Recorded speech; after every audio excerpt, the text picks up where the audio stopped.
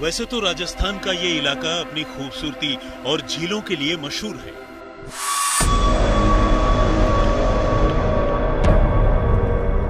लेकिन इसी इलाके में एक ऐसी काली दुनिया आबाद है जो सबकी आंखों के सामने होकर भी किसी को नजर नहीं आती।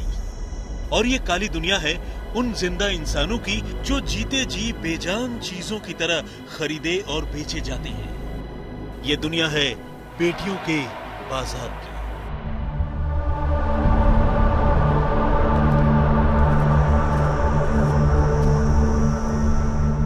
राजस्थान के कोटड़ा के मामेर की रहने वाली इस बच्ची से मिलिए। हम इसका चेहरा तो आपको नहीं दिखा सकते, न ही इसकी पहचान बता सकते हैं, लेकिन 16 साल की इस छोटी सी उम्र में इस बच्ची के साथ जो गुजरी है उसकी कहानी जरूर सुना सकते हैं। और ये कहानी रोंगटे खड़े करने वाली है।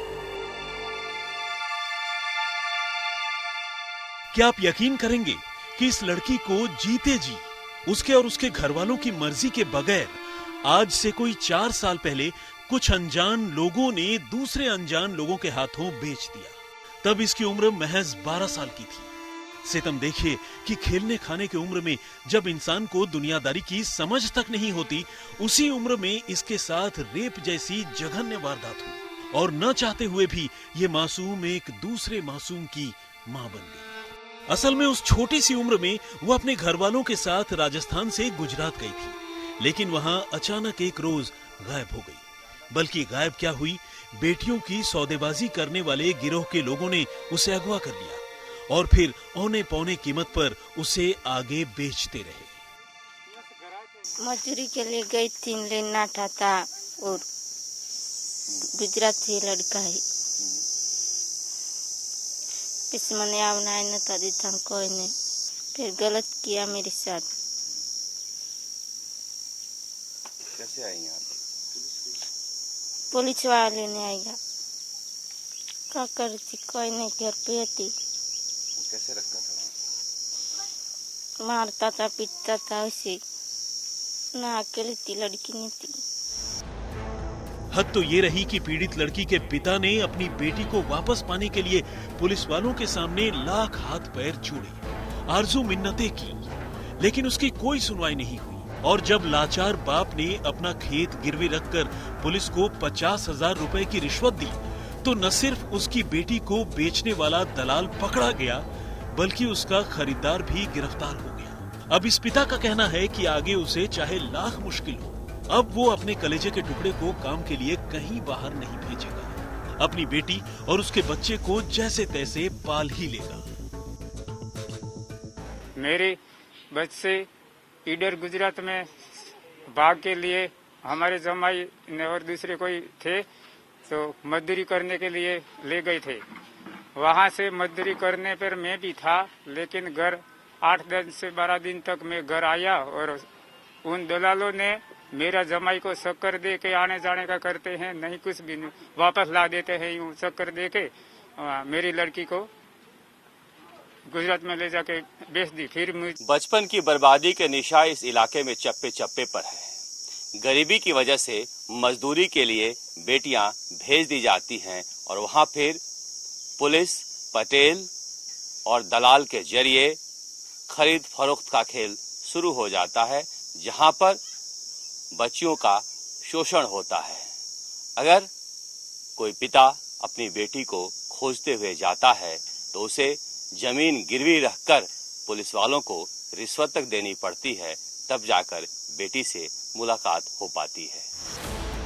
वैसे ये मासूम अकेली नहीं है। उदयपुर जिले के कोटड़ा, झाड़ोल और पलासिया जैसे इलाकों में ये घर घर की कहानी है। अब इस दूसरी लड़की से मिलिए। इसकी कहानी भी पहली लड़की की तरह ही है। इसके पिता की बचपन में ही मौत हो गई थी और बेबस मां ने इसे खुद अपने हाथों से गुजरात में एक प्रभावशाली आदमी के हाथों बेच दिया। किस्मत देखिए कि उस शख्स ने भी इसे अपने पास नहीं रखा, बल्कि उसने आगे कहीं और इसकी बोली लगा दी। जिसने इसे आखिरी बार खरीदा वो आले दर्जे का शराबी था, दारू पीकर इसके साथ मारपीट करता था। इसी बेख्याली में वो एक रोज एक बच्चे की मां भी बन गई। फिलहाल हालत ये है कि उसे खुद ही नहीं पता कि उसके बच्चे का पिता कौन है। मजूरी करवा गया पेशन राखी पेशन काटी मेली मारझूड़ करे दारू पीन पेशन वेमो करता नहीं करता त्यार चिरी पी मार पप्पा नहीं कोई नहीं मार मम्मी जोड़े रहूँ पापे नहीं कोई नहीं 7-8 महीना नहीं आवीन बहरी है ते मु माँ करूँ मजूरी कर पेशन खाइए हूँ करिए बापो नहीं कोई नहीं। कैसे गई थी गुजरात? गुजरात तो ये तो पाग राखेलो હતો તેથી પેછણ મજૂરી કરવા ગયેલો હતો મજૂરી કરતો અહીંયા પછી છોકરી પર ગઈ हाँ हाँ उठा के ले गया है ये पाग राखेला तो ये पेछण मजूरी करवा जाता कहते लोगों को नहीं पेछण उठा के ले गया। हालत यह है कि उदयपुर और आसपास के इलाकों से यूं ही गरीब और आदिवासी लड़कियों को उठा ले जाना एक मामूली बात बन चुकी है। गरीबी इतनी है कि इतनी भयानक ज्यादती के बावजूद ज्यादातर मामलों में इनकी पुलिस के पास जाने की हिम्मत तक नहीं होती और अगर कोई भूला भटका चला भी जाता है तो उसकी सुनवाई नहीं होती। गरीबी और बेबसी की मारी यहाँ सैकड़ों घरों की लड़कियां यूं ही अगवा कर ली जाती हैं, जिन्हें आगे बेच दिया जाता है और अक्सर खरीदार इन लड़कियों का इस्तेमाल यौन गुलाम यानी सेक्स स्लेव के तौर पर करते हैं। 14 साल की इस मासूम को भी पहली 2 लड़कियों की तरह ही किसी ने अगवा कर लिया और फिर अलग अलग लोगों को बेचते रहे। इसके खरीदार उसे खरीदे गए गुलाम की तरह अपने कब्जे में रखते रहे और जो चाहे जैसे चाहे काम करवाते रहे। मजूरी जाती उठा ली थी, मैं अंदर बंद करके रखा था। बाथरूम गई थी, बाकी 7 महीने रखी थी। बाहर नहीं निकलने देते थे ना। कितने दिन रखा? 6 महीने दिया। 6 महीने रखा। कुछ नहीं हुआ था, ये रास्ते में से वो मजदूरी जा रही थी, फिर मतलब इसने कोई नहीं उठा ली थी, फिर मतलब 5-6 महीने बाद छोड़ी। इसका तो पता नहीं था, इसको भी नहीं मालूम है। फिर मतलब कार्रवाई करते कैसे करते, कुछ कार्रवाई तो कुछ कर नहीं रहा था सर, वही बात थी। ऐसा नहीं है कि पुलिस को राजस्थान के इस इलाके में आबाद बेटियों के इस बाजार की खबर नहीं है, लेकिन अलग अलग वजहों से पुलिस के भी हाथ बंधे हुए हैं, या यूं कहें कि पुलिस ने खुद ही अपने हाथ समेट लिए हैं। उदयपुर के आईजी हिंगलाज दान कहते हैं कि ह्यूमन ट्रैफिकिंग यानी मानव तस्करी के ज्यादातर मामलों में चूंकि लड़कियों के घर वाले या फिर जानकार ही शामिल होते हैं, ऐसे मामलों को ट्रैक करना मुश्किल हो जाता है। ट्राइबल एरिया में कुछ समस्याएं हैं, वो ऐसी है जिसका लगातार एक चुनौती रहती है पुलिस और प्रशासन सबके सामने। तो बच्चियों के अपहरण की बात जो आप कर रहे हैं, और कई बार जो अपरिपक्व बालक होते हैं, जो माइनर बालक होते हैं, उनको भी लेबर के उपयोग के रूप में, विशेषकर जब कॉटन का फसल पकती है गुजरात में, उस समय उनकी भी एक तरीके से आप तस्करी नहीं कहें तो भी उनके पेरेंट्स को मैनिपुलेट करके उनकी कॉम्प्रोमाइज जो सिचुएशन है इकोनॉमिकली, उसका लाभ लेते हुए कुछ ऐसे आपराधिक तत्व या दलाल है वो सक्रिय रहते हैं और वो कई बार इस तरह की घटनाओं को अंजाम देते हैं। कई बार ऐसा होता है कि उनके परिवार के जन ही, आइदर उनके रियल पेरेंट्स या उनके कजिन पेरेंट्स या उनके केयर टेकर जो होते हैं, वो लोग ही इस ऐसे लोगों के उसमें बहकावे में आ जाते हैं। तो मैं जहां खड़ा हूं ये राजस्थान है और मेरे ठीक पीछे गुजरात का इलाका है। 2 राज्यों के बीच ये आदिवासी इलाका होने की वजह से दलालों ने इसे लड़कियों की मंडी बना रखा है। यहाँ से लड़कियों को ले जाकर बेच देते हैं और फिर जब माँ बाप खोज कर लाते हैं तब तक सब कुछ बर्बाद हो गया रहता है। बहुत सारे घरों में यहाँ पर बिन ब्याही माँ बनकर लड़कियां बैठी हुई हैं। सरकार और प्रशासन आंख मूंद कर बैठा हुआ है। कम से कम इस आदिवासी इलाके पर हो रहे अत्याचार के प्रति राजस्थान सरकार और प्रशासन को गंभीर होना चाहिए। वैसे पुलिस ऐसे मामलों को न रोक पाने की चाहे जो भी दलील दे, हकीकत की जमीन पर हमें तो कुछ और ही कहानी नजर आई। आपने उस बाप की कहानी तो सुनी जिसने अपनी बेटी के गुनहगारों को पकड़वाने के लिए अपनी जमीन 50,000 रुपए में गिरवी रख दी थी। अब मिलिए उस माँ से जिसने अपनी बेटी को ढूंढने के लिए पुलिस वालों को 80,000 रुपए की रिश्वत दी। असल में पुलिस वालों ने ये रकम रिश्वत बताकर नहीं ली, बल्कि बेटी की तलाश में इधर उधर आने जाने के लिए किराए के नाम पर ली।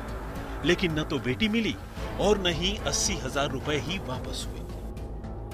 રહેવાસી મંડવાળ છે તે મારી છોકરી હતી તે મજૂરીએ જાય એમ કરીને લઈ જાય ને વેસી મારી હે દોતાના તેમ દલાલી છે તે પછી કોટરા સાબણે 20-25,000 રૂપિયા ભરા કે તમારી છોકરી લાવી આલો એમ કરીને તે છોકરીને લાવીને કોઈ સૂચના નહીં આલી હજી।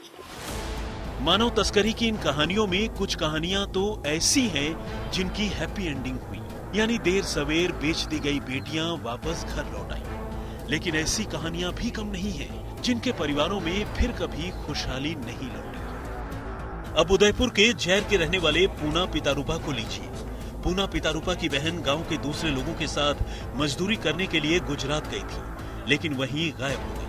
अब उसकी गुमशुदगी को 9 साल गुजर चुके हैं, लेकिन उसकी बहन का कोई पता नहीं है। मेरी बहन गुजरात गई थी तो वहाँ मजदूरी कर रही, सब साथ में गई थी। तो फिर मजदूरी करते हुए वहाँ से वो लोग आए ना, मेरी बहन नहीं आई है।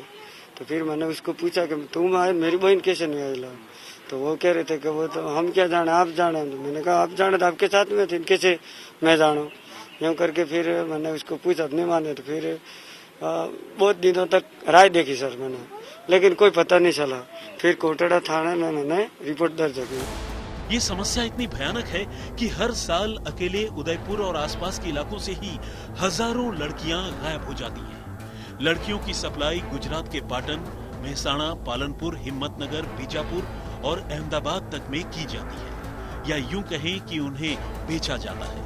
गुजराती न जानना भी इन लड़कियों के लिए एक बड़ी मुसीबत बन जाती है, और एक बार बिक जाने के बाद वो फिर लाख चाहकर भी दलालों या खरीदारों के चंगुल से आसानी से आजाद नहीं हो पाती।